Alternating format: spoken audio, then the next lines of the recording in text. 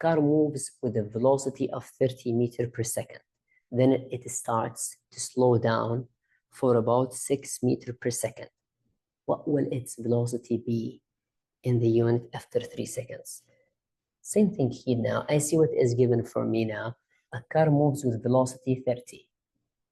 Okay. Then start to slow down. Then what will be the, so in this case now, when we start now counting, now, the car is moving with this velocity.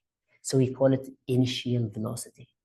Initial velocity, why? Because initial velocity compared to the time that we start calculations. So we call it initial velocity compared to the starting what? Calculations. Then it starts to slow down at about 6 meters per second square. As you see, 6 meters per second square, this is acceleration.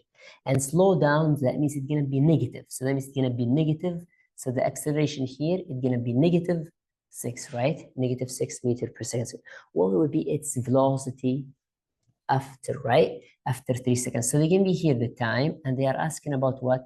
VF. So I use the formula, which is VF equals VI plus AT. Now, if I substitute each number in its value, VF, they are asking about VF, right?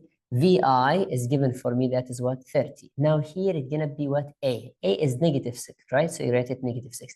Times the time. What is the time it's given for us? Which is what? 3. So times 3. So VF, final velocity, is gonna be 30 minus what? Minus 18. So it's gonna be what? It's gonna be 12. 12 what? Meter per second. So you choose 12. Another way to think, which is how to solve it mentally, by the way. A car moves with a velocity 30. If it slows down 6, right? 6 meters per second, that means now its velocity decreases by 6 every single second.